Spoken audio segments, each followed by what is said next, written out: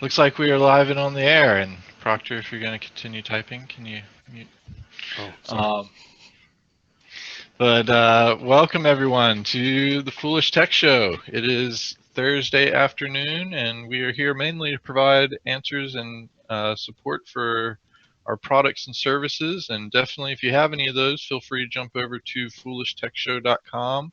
We have a couple ways you can join our IRC chat from there, and we'll be more than happy to talk directly to you about any of that, even interrupting our regular shop talk that we spend filling the air. So looks like we got Futures Tech Quark already in there saying hello. So hey, Futures Tech Quark. And how's everyone else doing today? Well, Doing well. Good, good. Well, I am behind on the current news, so I'm not sure I can what all start us happened off. today with the Apple thing. Well, the Apple thing, those things are too expensive, but we can talk about those. I didn't read any of those articles. What I did want to share was something. Well, I should save that for the end. I just had a nice little video, but I guess I could save it to the end. Okay. What do you want me to do that? Okay, fine. So this is one I just watched a second ago. It's very short. It's beautiful up till the end. Yeah, I saw that.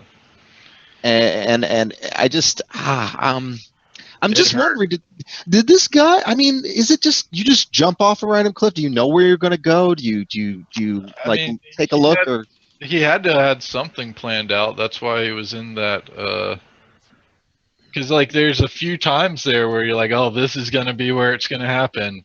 Yeah, I wasn't sure until the end, and it did appear as if he was attempting to dart in and out of the trees. I guess I'll have to watch the video to see what we're talking about, but he's relatively quiet while he's doing it. There was a couple of sounds from him going off, but it's mostly just the wind. But the beautiful, beautiful. You definitely have to watch it just for the beauty of the scene. I wonder. I should know where it was filmed. I don't think it's in this country, is it? I don't know. Let me see. I'm not. It's not jumping out where this guy's from, but it's pretty cool. It's a high-res video too, so enjoy. It was a cool video, but definitely hurt. It hurt when. I hear he survives, so don't be too concerned about it. But I'd imagine something's broken, just judging by the speed he probably impacted. Yeah, it definitely looked pretty bad. All right, well, I got something interesting here. I thought that was kind of cool. Okay, you do mine, and then I'll share that deal that I was telling you about earlier. Yeah. Okay. I just came across this, and it's a Lifehacker article about building your own DIY EMP generator. Fry's Small Electronics. So I've been kind of interested in that because that would be like an awesome kill switch kind of thing. Like you're being raided by the police or something, and you just push a button and you got an EMP that goes off. Not only would it destroy all your computer stuff, but it would also disrupt their communication stuff as well. Like you'd destroy probably a lot of equipment around you all at the same time. I thought that was sounds like that might put a few more charges on you. Yeah, probably so. But I thought it was pretty cool. I've always wanted to know about doing a EMP thing, so now I do. Now I can. We'll definitely have to save that and look more into it later. But Michael, did you want to go ahead and go with your? Yeah, except I just found out. So earlier I was talking to Brantley about what I thought to be a great deal on video cards. Now, as you guys probably know, Brantley and I believe Nick as well, they both have a GeForce 970 in their cards. They're pretty high-end cards. NVIDIA just came out with a new generation, the 10 series, but it's very, very capable, very good cards. Still widely considered to be just fine for today's games and even VR as well. But what I saw was the 980 and a 4 gig card and also a 6 gig card. The two links I have here are for the 4 gigs, but the 970 is a 4 gig card to the one he has. But these are $144 and $31 respectively. Now, I do want to point out that these were only on sale in Amazon Prime's, what is it called? PrimeNow stores. So you'd have to have been in one of these areas to take advantage of it. You can't do this online. But as you might imagine, once the word got around, these guys sold out almost immediately. And I'll get you the second link. But, I mean, I'm interested to know if maybe those things will come back around, if this is going to be a trend. But for gamers looking to, get a cheap card, as long as you're okay with it being, the previous generations, which again, I don't think should hold anyone back at these prices and at those capabilities. It's amazing. And yeah, there was the 6 gig one for $155. So anyway, keep your eyes out. If you find any more of those, please let us know. There's some screenshots here, let's see, of the actual purchased product. Here, it's 2 screenshots. But actually, I think it's the same screenshot. Yeah, it's the same one. Yeah. Bot with notify would be great here. So Shuk looks like he's suggesting that. I know. We don't have a bot stuff for that yet. We're not.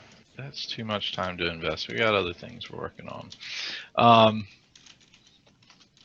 Anyway, yeah, Shuk, check out my YouTube page. I got some awesome footage of the flood damage in Greenville, North Carolina, and then I got a couple of the farmland that I grew up on. So this is my channel here,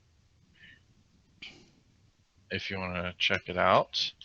And otherwise,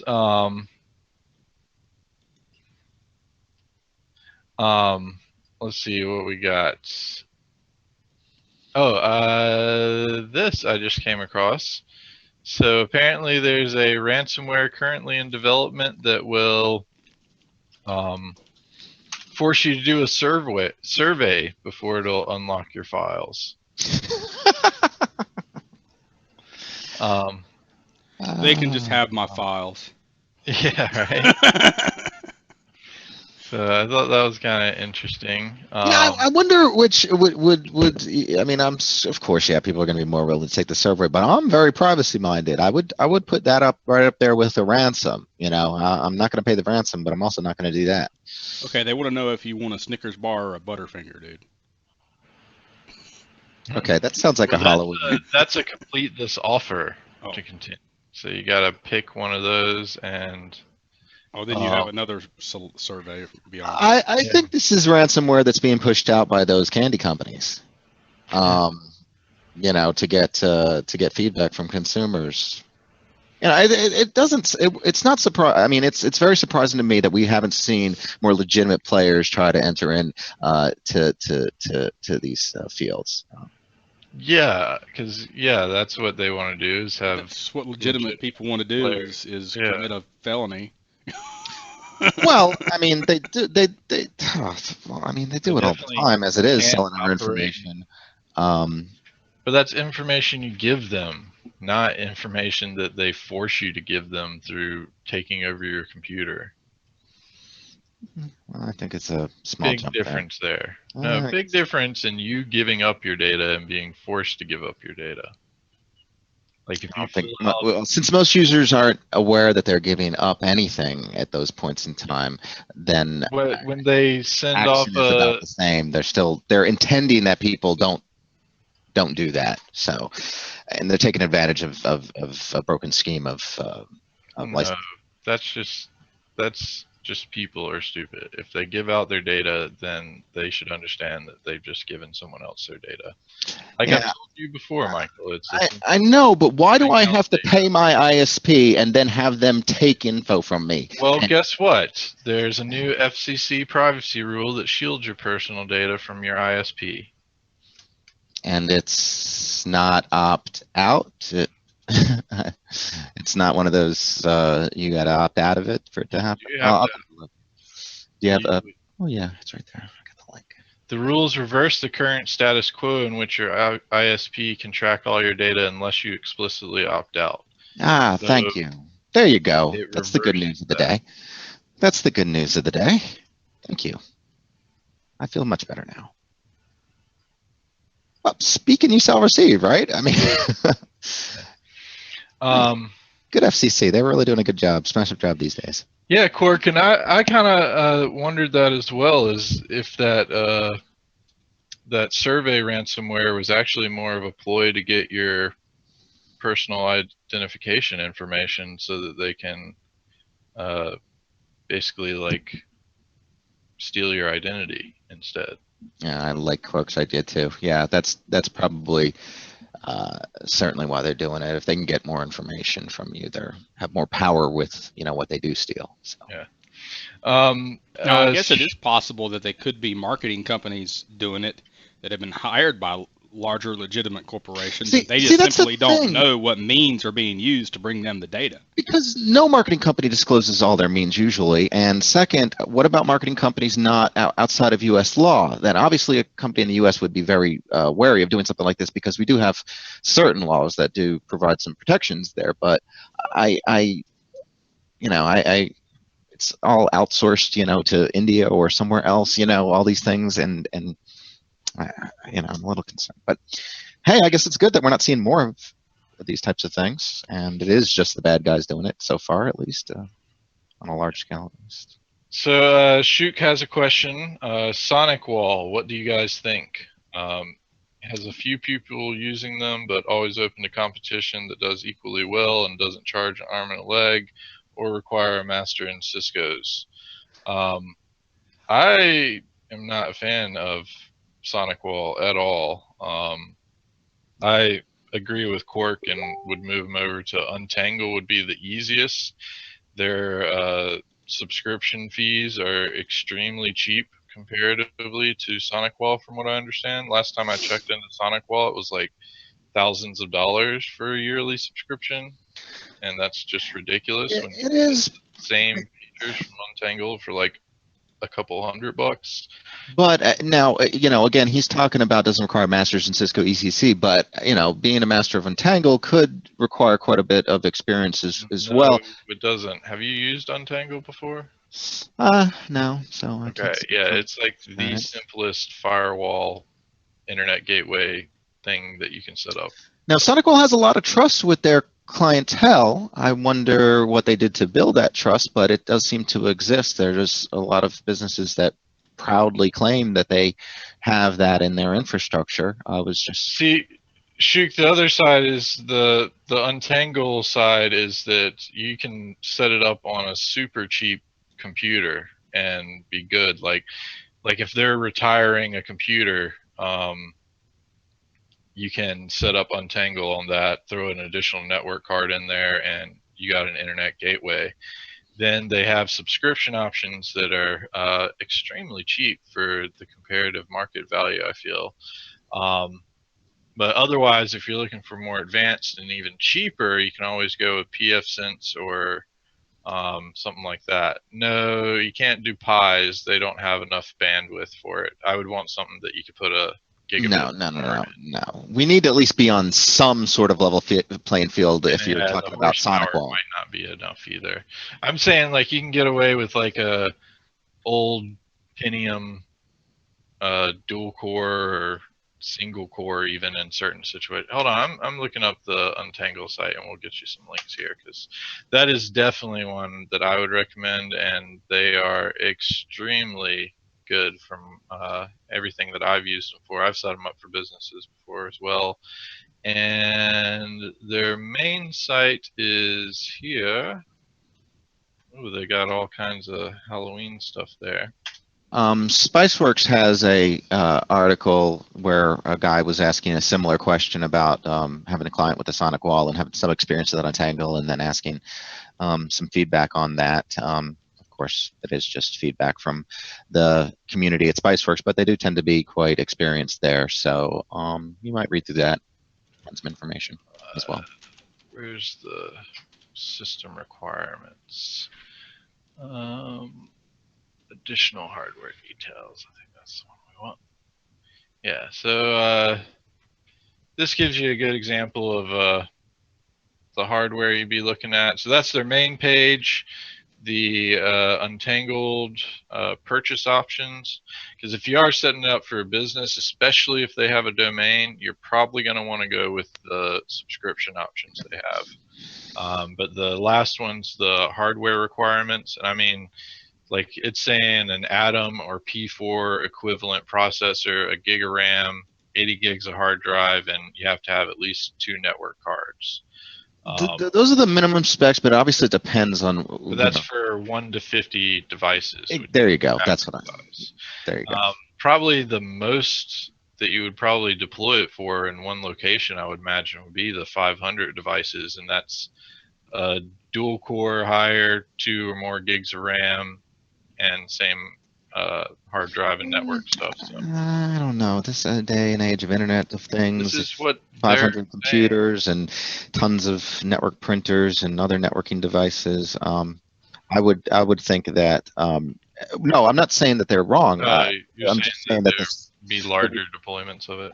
I think I would probably start on the low end on the 500 one. I mean, that's where I would start. But that's, again, it depends. If it's a law office, it's less than 50 is what he's looking at for. So, yeah. So the business features they add in there, the packages they have are super awesome for small businesses, especially because you get your filtering stuff, you get your basically tracking of what people are doing online, and a lot of other nice things. So definitely check them out.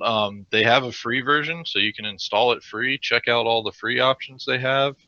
If they don't have a domain, more than likely the free version is all you would need to go with. So at that point, you're looking at selling them a $200 computer probably, and then setting it up without keyboard, mouse, or monitor. And don't forget your markup, though.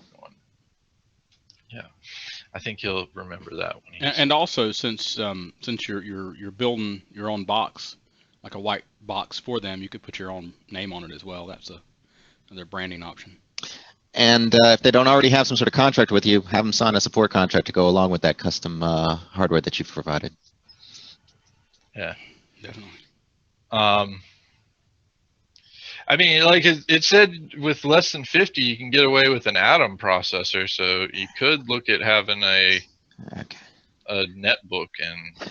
Yeah, but the thing is, I think, I mean, I think it's not going to be a problem because the costs are going to be ultimately being reimbursed by the client. I mean, you're going to get their approval, but they're going to be able to cover, I hope, more than an Atom. I wouldn't recommend an Atom this day and age. He was talking about fitting in a network cabinet, though. You can. Yeah, a small PC that's an Atom-based PC that's really tiny. Yeah, but even our gateway boxes are more powerful. Yeah, actually, do you got the link to yours? I can get mine, because those are awesome boxes for it, honestly. Yeah, and that can certainly be put in those places. I think that's the best choice. If you can, the one with the 4 ports though, there's a 4-port one. Why would you need 4 ports? But just because there's a lot of ports on those, the ones that we have, that's more for PC usage than for the usage that we're putting them for. The one with the 4 doesn't have as many video connections and probably is a more straightforward one, and plus it's extra ports. So. All right. Well, you find that. I'll find mine because mine was better than yours anyway. You got a good one. Well, you know what though? Are those processors Atom? I don't think they're under the Atom branding though, right? I'm not sure. No, they're Celeron Bay Trails. or at least mine was. Yeah, so Adam's below Celeron generally, and Intel's are always in Intel's lineup. So this is the one I got, Jetway N2930. Sorry, N2930. And that's $200. Then you're looking at, you got to get the RAM, which looks like you can get a 4 gigs of RAM, which is more than enough you'd ever need for $21. And then you got to get a M2 card, which you can get those pretty cheap. Let's see what an 81 goes for.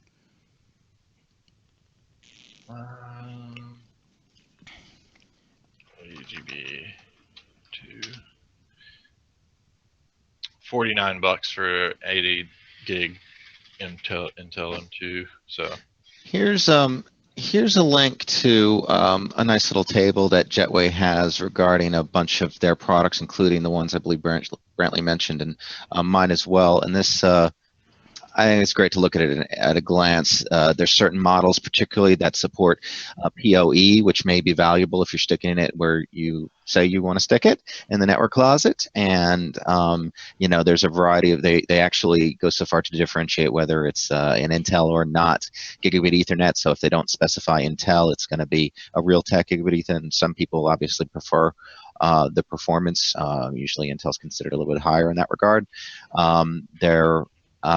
You want to look at the number of cores, and to some lesser extent the speed.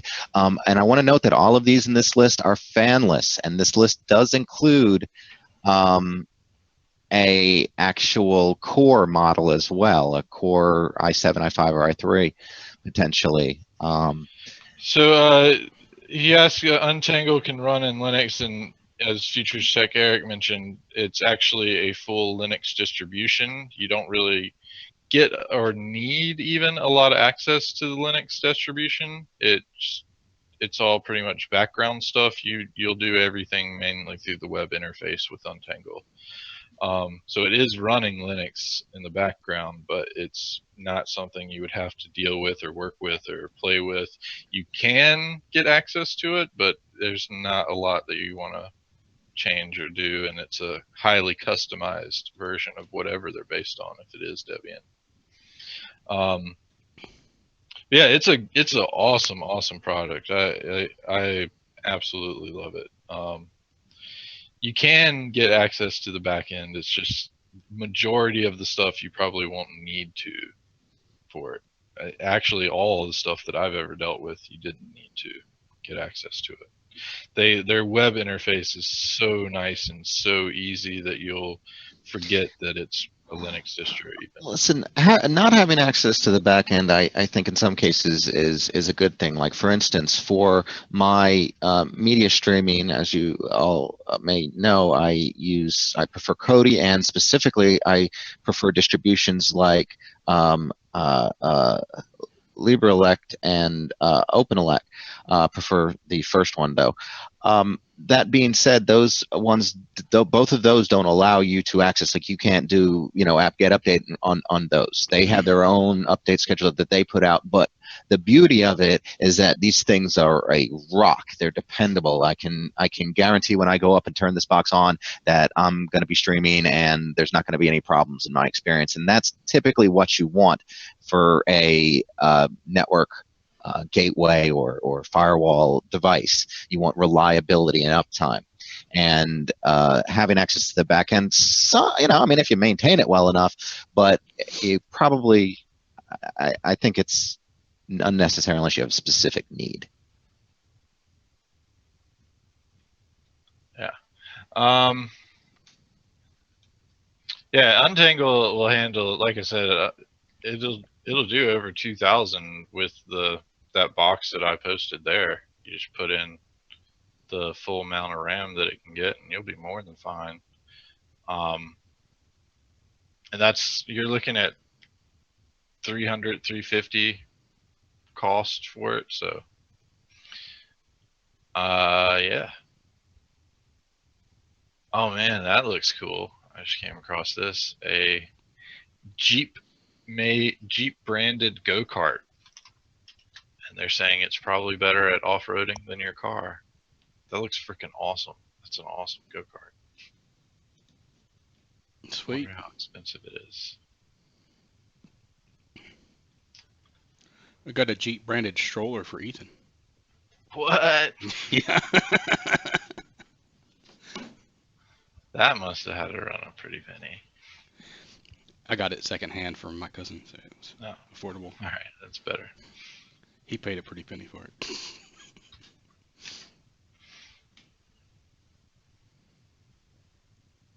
I'm trying to see if we can get a price on those.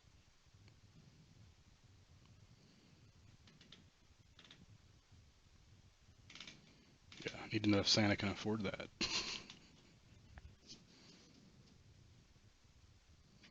Oh, that's lame. They don't put the website for their dealers. Screw this.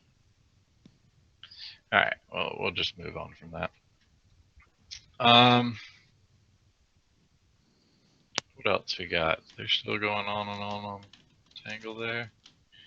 Yeah, build up an Untangle. I'm sure you'll be more than satisfied with it. It's super easy to work with and play with. That's definitely my favorite one. We actually did a show showing it off here. I'll look that up and get you the link for it as well. Michael, why don't you talk about the drone thing that you found?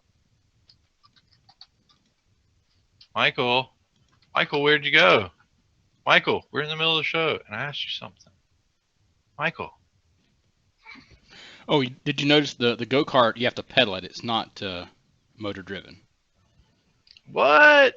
And I just looked at Toys R Us has it for $500. What? You notice it's pedaling. $500 and you got a pedal? Yeah, no joke, right? Hold on a second. Let me double check that picture they got up there. Yeah, you can see the pedal.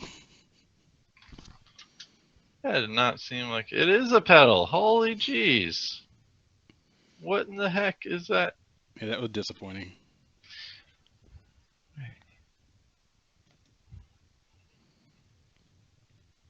Yeah, that's got a heck of a markup on it. Oh, because it's got like a transmission for your pedal kind of thing. So it like takes your pedaling power and makes it better.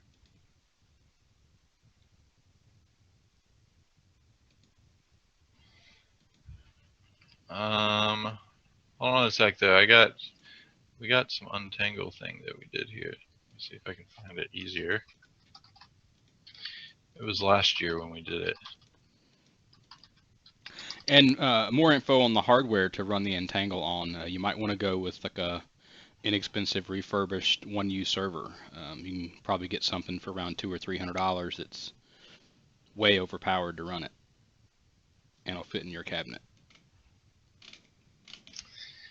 Yeah, actually, this was done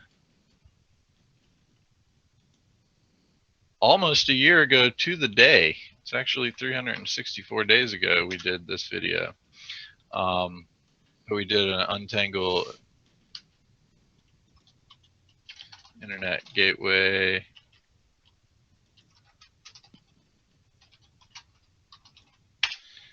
overview on the Foolish Tech Show on October 28th, 2015. Man, we've been doing this show for over a year, guys. Cool stuff there. Speaking of interesting YouTubes, I just wanted to throw a shout out to Tim's Computer Repair.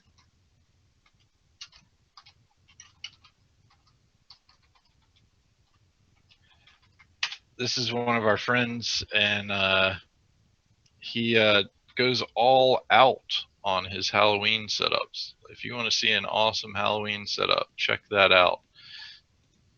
He was in the Savannah area, so when the hurricane came through, it kind of set his plans back a little bit. I haven't checked in with him to see how he's doing, but yeah. Let's see. That guy takes Halloween seriously, it looks like. Yeah, he does.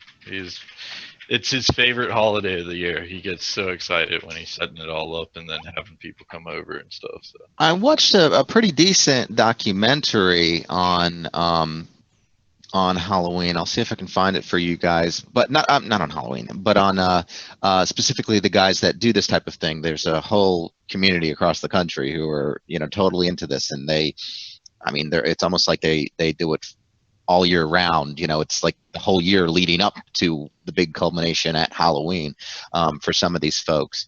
And it's amazing to see how much effort and energy and pleasure they ultimately get from doing this for their communities. And yeah, it was interesting. I'll see if I can get that for you guys.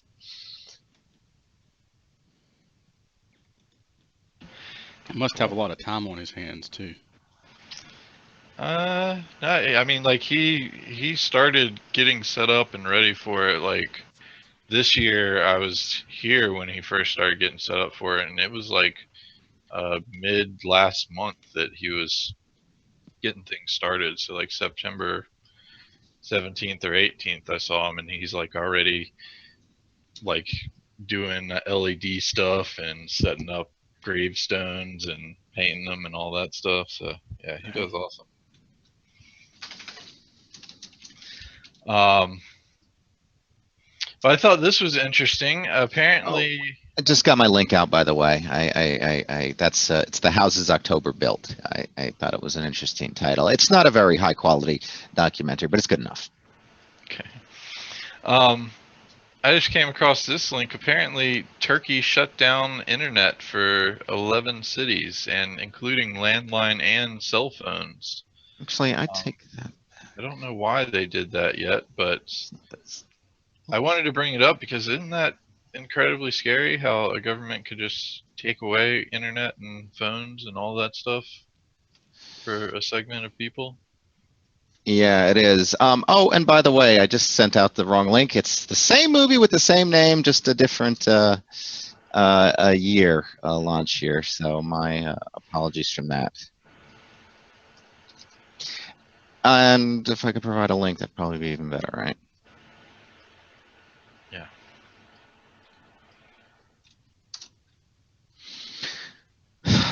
So now, what are they? Oh yeah, this foreign governments. This is a common tactic with foreign governments to take out the internet access. Number one, they don't want to. It's almost always during a regime change or some sort of coup or something crazy. The countries actively turn off these things to. They don't want the word to get out that some humanitarian crisis is happening on their front door. They typically want to keep it as contained as possible. And these state actors obviously are usually in control over the utilities, as it were, in those countries and the internet access. And yeah, it doesn't bode well. But now we do know that there's a coordinated response to things like this, just like when Julian Assange was denied internet access at his embassy because of what was it, Argentina or whoever was cutting it off. Ecuador. My apologies.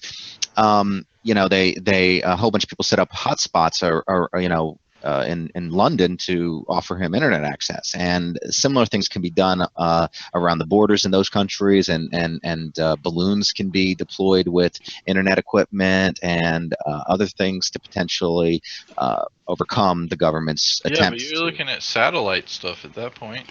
If they cut off the landline and mobile phones. Well, I mean, Wi-Fi. There's enough. Wi-Fi from drones. It's been done before. Where's the internet for the Wi-Fi coming from? Satellites or something like that. I mean, you're not talking about satellites. That's what I was saying. Okay, well, yeah, or maybe a base station that can communicate with the drone, line of sight or something. I don't know, but they can do this. Awesome. Yeah, and it is awesome. No, I was talking about Shook's new lab system. That's freaking awesome. So, wow, that's a little light on the RAM though. That's really interesting about Microsoft screwing over a customer like that. 10 copies of Windows and 10 copies of Office. They can't verify it, so they told them to buy it all again. Whew. I'd have been like, you don't have receipts, guys? I'd be doing receipts, something or another with that. So we all know about the DDoS that took down internet on a couple Fridays ago. Well, some people are thinking about how to fight that, and essentially what they're going to, or some have been doing, is taking the Mira source code and rewriting it so that it doesn't do attacks. They just take over the systems that are vulnerable. So it's kind of like there's hundreds of thousands of vulnerable devices out there, and if they're taken over by bad guy copies of Mira, they can be used for DDoSs.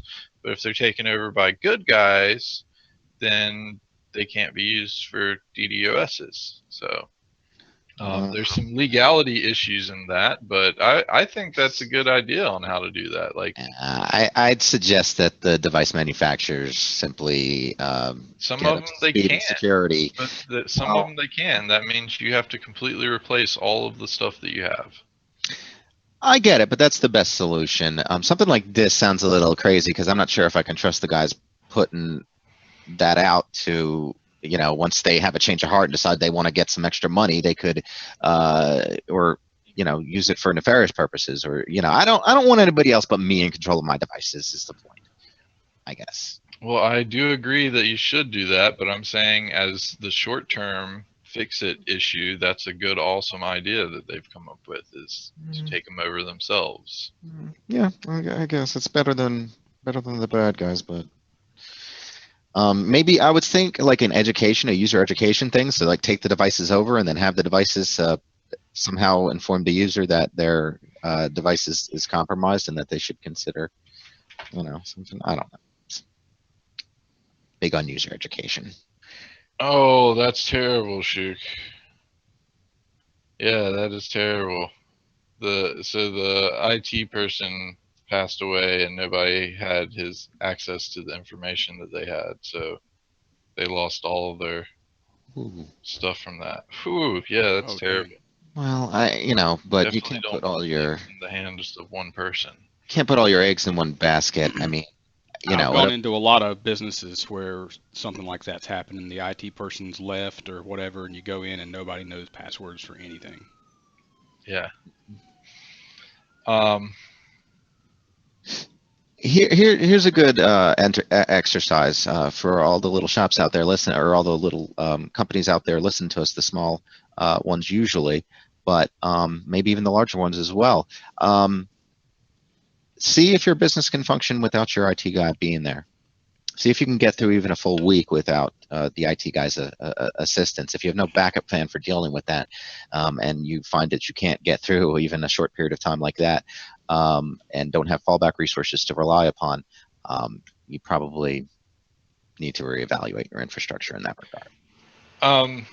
Well, Eric, I'm not sure if he meant just getting into the system is the issue, because I'm sure he could probably do that, but I think it's the getting to the email where possibly they had the receipts and purchase orders and things like that is probably what Shook's talking about there. Because like if the IT guy ordered everything under his own personal live account and then had all the receipts and the verifications and all that stuff there, then yeah, so no one can get into his stuff. So I have a brother who works for a large banking institution, and they go through disaster recovery scenarios on a regular basis, and they are basically sent out an email, at the beginning of these things. They don't know when it's going to happen and when it's going to come, and you'll either be on a list of living people or you'll be on a list of dead people. And you basically, if you're dead, you can't do anything to assist anyone else with the problem. And and they go through scenarios like that to see if their business can still function. And even with potentially locations being completely destroyed, like in the event of some sort of attack on our, soil here. That's an interesting exercise. Yeah. Michael, for the rest of the show, you're dead. We're gonna see if we can get through the show without you.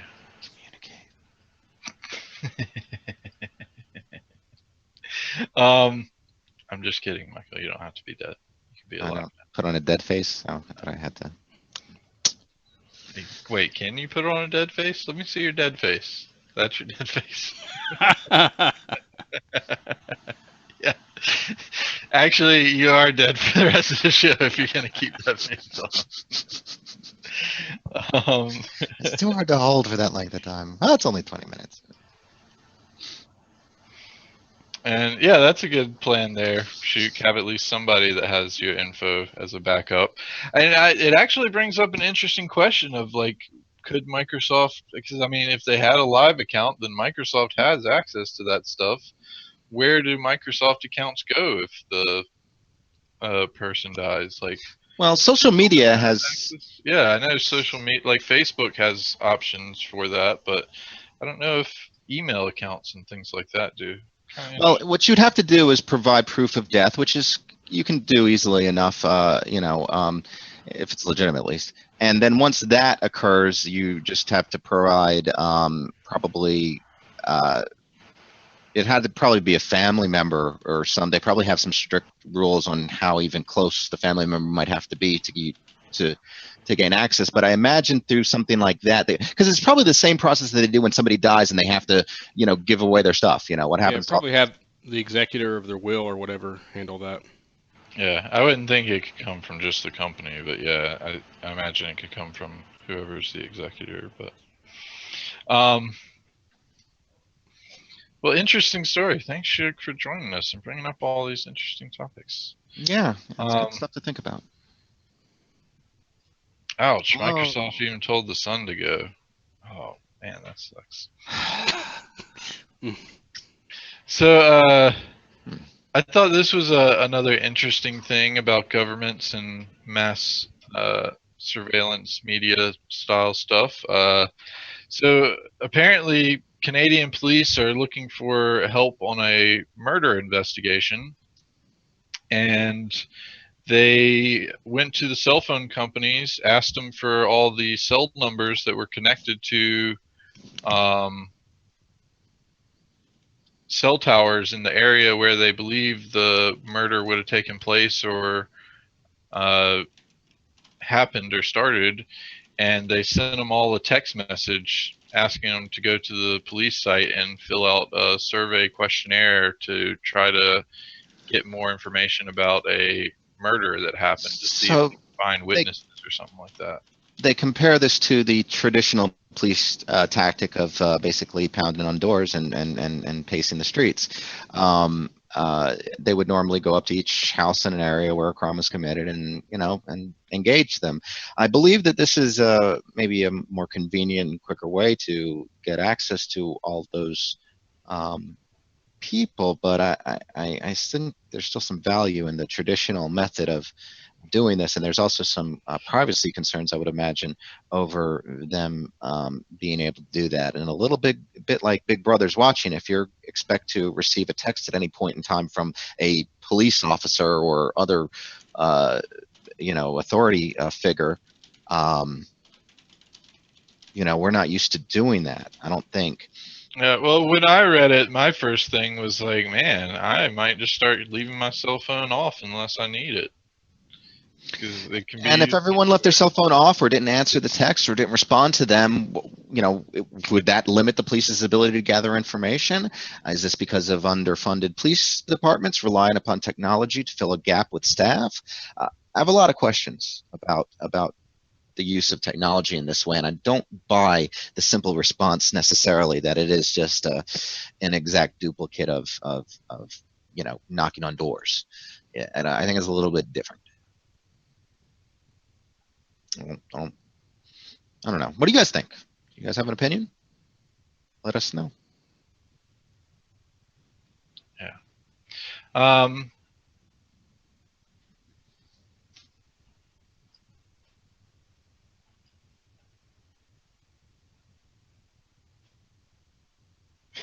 That's true.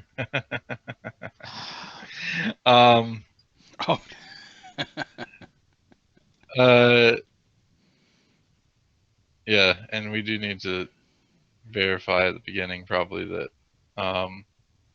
every time anything expressed here is opinions of the person, not of the company. Anyway, so Tesla apparently has posted its first profit in 2 years. So apparently they're doing a little bit better.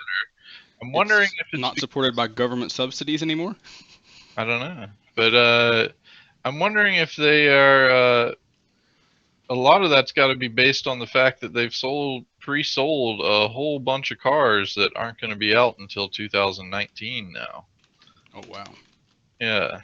So like they came out with that cheap model, like $30,000 one, and a bunch of people pre-ordered it and are still pre-ordering it. But then they came out just this past month or so and said, "Oh yeah, we actually have to delay delivery of those until 2019, where you were expecting them in 2018 or something like that." So crazy.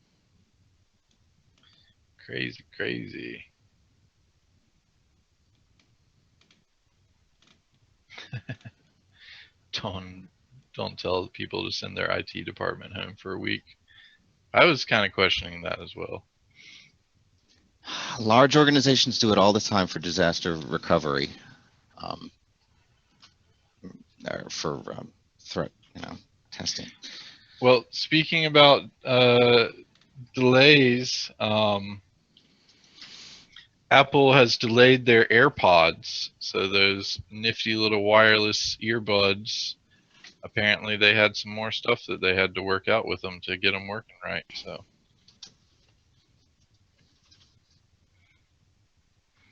hey, Zombie Worm, you're here, so you get to see this. A ghost detector built on Raspberry Pi.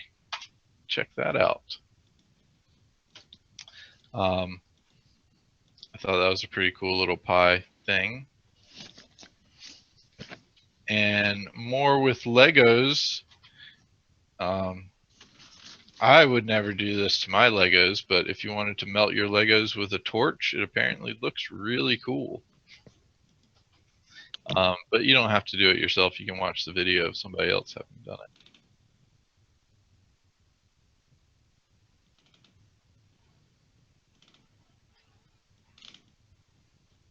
Puppy. Ghost detecting.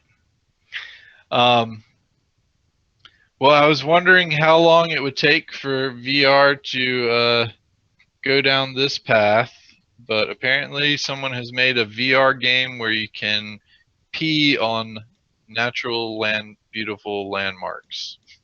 It's called P World VR, and yeah, I think you get the picture. Crazy people. And hey, if anyone has peanut allergies out there, apparently they are working on a solution and it just passed a critical test. So check that out.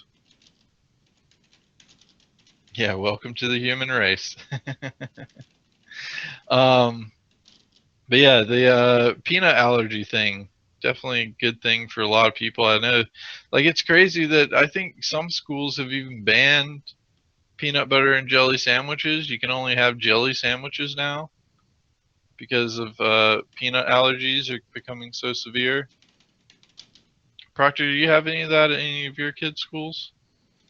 I'm sorry, say again? They can't have peanuts or peanut butter?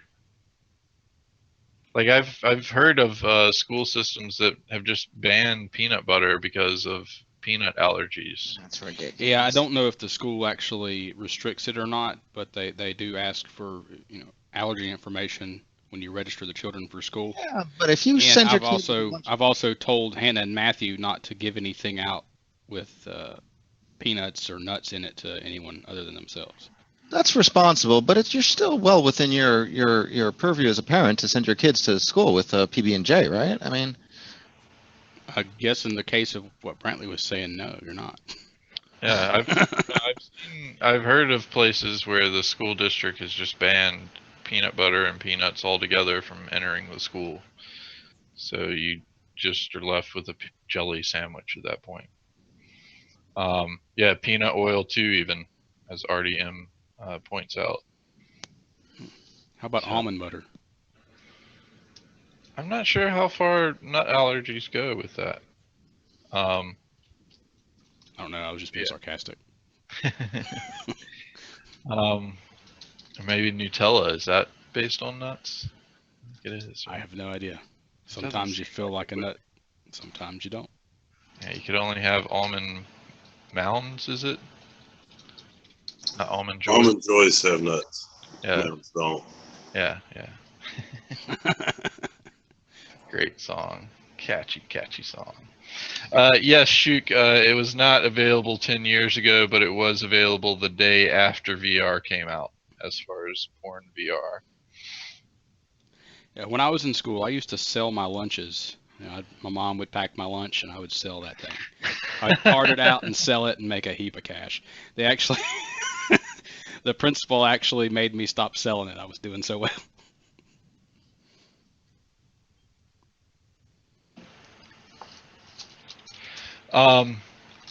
So I thought this was an interesting story, and I didn't know this happened, but apparently some people are getting scammed on dating sites and dating apps like Tinder, turning into scams. And actually, I guess I did know this happens because I brought up that lady in the UK that got scammed on a dating site and ended up going down and meeting the scanner. So I guess it does happen. So be careful if you're on a dating site. Don't give them money. It's definitely not good.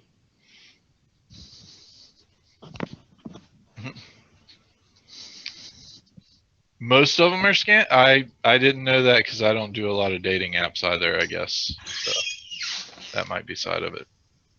Michael, you're not muted and your door is extremely squeaky. When are you going to buy some WD-40?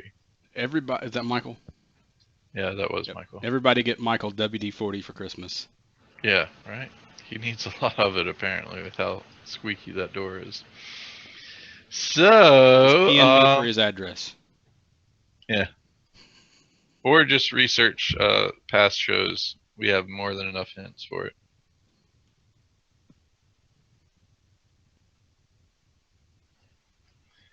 Yeah, Eric would skim money off the top for of his lunch money. Save up for other things. Heck yeah, man. I used to get lunch money as well and just not buy lunch. I didn't stop at just skimming. I just stopped. Stop eating.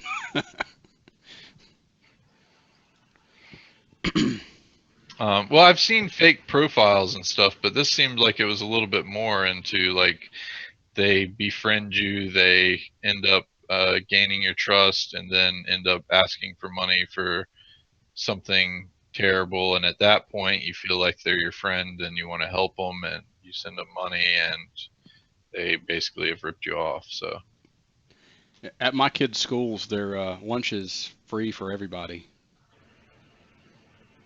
Oh, that's cool. Yeah. But my kids don't like it, so they have to pack their lunch. There's the puppy.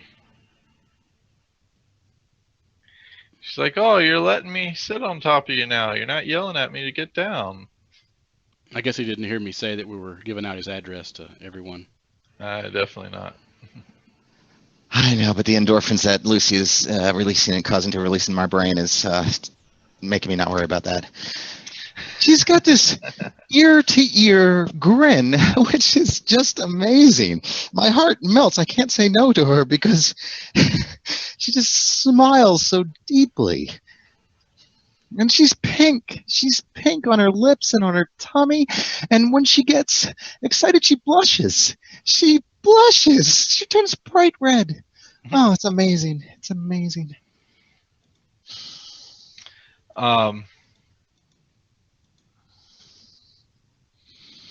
Fuzzy balls of sunshine. Good call, Eric.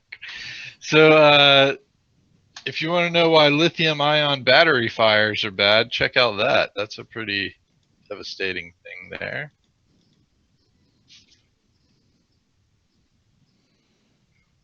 Let's see what else we got. I guess everyone with Galaxy Note 7s already know this. Yeah. See, those didn't explode, though. I think that was kind of the part of it, is that they they just caught fire. They didn't explode. Yeah. If they exploded, then you'd have a lot more. But I mean, lithium-ion batteries are like in vape stuff, so this stuff could explode, and we've heard reports of those happening. So.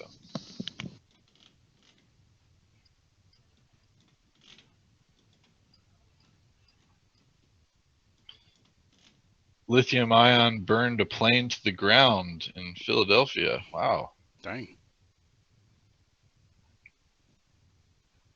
That's crazy. See if I got anything else. Oh, so Donald Glover is going to be Lando Calrissian, the young Lando Calrissian.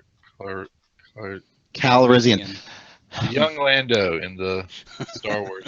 I think he's a good choice, though. I mean, I'm used to seeing him in a more, I think, comedic point of view. I'm only familiar with him from Community, but he's talented, and he's got a little bit of the look, and I think it's a good follow-up to Billy D. Is Billy D dead? Is he alive still? Oh, he's alive. Sure. He's alive. Yeah. Yeah. So I would love for him to make a cameo. Why? But Donald's mother said, "Don't mess it up," because Billy D is like her favorite. Got a lot to live up to, apparently. Yeah. Well, I don't know. I enjoyed Billy D in the original. Futures Tech Eric says Billy D is alive. Thank you. I wasn't sure. I haven't seen him in anything recently.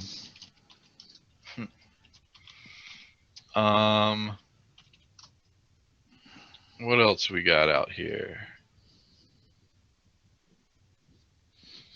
Oh, you know what? I may have seen him in a webcast or something. Let's see what he's got. Oh, he's been in a lot of video games related to the Star Wars. He still gets crap for betraying Han. Oh, he'll always go down in history as that, but it's the guy you love to hate, right? I mean, yeah, but both good and bad at the same time. He was on Robot Chicken and Command and Conquer 3.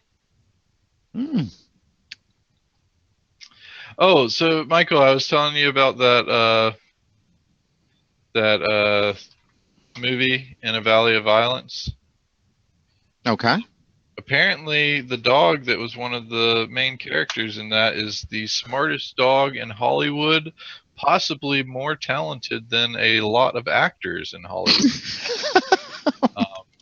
Okay, this is MTV News we're talking about. No, seriously, they're saying that this dog can understand English, Spanish, some German, and numbers. Skateboards, surfs, dives, twirls, razor scooters, rides, horses, paints modern art and landscapes, putts golf balls, plays piano, winks and walks on his hind legs, writes his own name, and does parkour. Scooby-Doo. None of that's an exaggeration, I'm sure. He can do. Well, they got links to him doing this stuff. So I do. He does comedies, dramas, kid shows, and commercials, and he's been hired to fake pee on TV. That's interesting. Wow. Dogs have been, they've been a staple of cinema for a long period of time, and obviously the Lassie thing.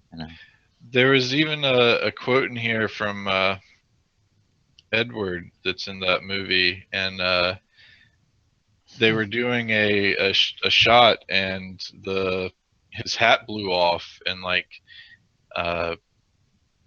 everybody was like, "Oh man, we gotta retake the shoot because it's ruined because my hat blew off." But the dog improvised and picked up the hat and brought it back to him, and well, I bet the dog probably follows the director's orders or his trainer's orders probably better than the actors and actresses do. But I'd like to see this movie that you're talking about, because a lot of these clips in here are from that, and and it looks good. It looks better than I expected, actually. So, Future Tech Cherie says she has a beagle as the head of HR. It's hard to be mad at a beagle when it comes by to talk to you. how does that work when HR has to fire someone? Oh, I'm fired. Are you kidding? Oh, but you're so cute, though. What I'm gonna miss most about this job is seeing your face every day when I walk in. Well, Michael, I'm surprised you didn't bring up your drone thing. Oh, I leave the drone stuff up to you. I didn't know for a couple of reasons. Privacy was one of my concerns why you may not wanted to bring that up. No, I don't care. How's that going to privacy me? It's like, well, because I might be concerned if somebody exposed something that I was vulnerable to, let's say, and I maybe didn't want. But I mean, I can talk about it. It's you're a big baby. All right. I posted the link there, and essentially what happens is there is a new way to take down drones, and it applies to most every drone, RC plane, remote control, totes, and everything. Pretty much anything that uses the RC standard of, what was it called? DMSX or something? DSMX. And yeah, it pretty much applies to all hobbyist drones, planes, helicopters, cars, and boats. They all use this communication standard to do it.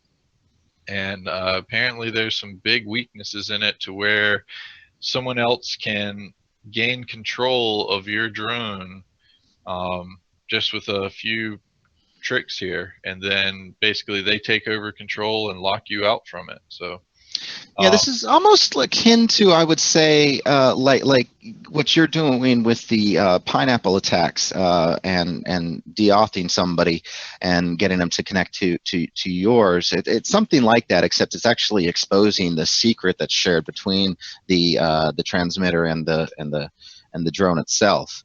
And that's a little bit above and beyond what's done with the Wi-Fi. They probably have to change that protocol, I would imagine, to fully correct this. And I imagine a similar vulnerability is lurking in all the alternative ones. But I think it can be worked around, and I believe there is a technological solution to this.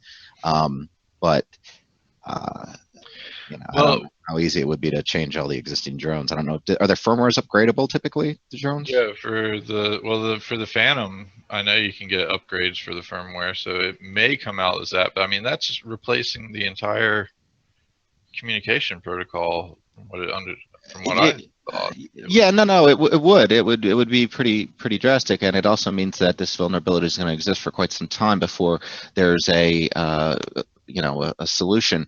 And the other part about this was a little bit concerning to me when I read it is that the police, law enforcement, are using this or exploiting this in some way. And they could. I didn't see that they were. I don't know. It seemed to. Okay, maybe not, but the implication of that though is like, okay, well, basically, anytime anybody wants to take my drone away from me, they can take control over it for whatever reason, and it's probably unlikely that average person is going to have access to that additional technology and want to target any particular person's drone, but I can definitely see it happen. And what about for military aspects of this? I hope military drones don't use these same protocols. I would really doubt they do. Yeah. I'd hate to see our enemies use our drones against us, but that's always been a concern. I mean, a downed drone in foreign territory could easily be captured and potentially reprogrammed. You have physical access to hardware. You can do just about anything. What was it that got taken over at NASA? Was it satellites or drones? I thought it was drones that got taken over. NASA has drones, and when NASA got hacked, remember? I only remember vague snippets of that. If you had a link, I'm trying to see if I can find it. Glorious Soviet People's Wake Up. Oh. Let's see. Yeah, a non-sec tried to crash their drone. So there's an article for that if you don't remember. And and as we've known, there's several cases of drones impacting people and causing, in some cases, severe. It could be loss of life, but in the cases that we had read, it was, severe maiming. If and I would think that taking over somebody's drone and flying into a crowd of people could be considered an act of terrorism. Yeah,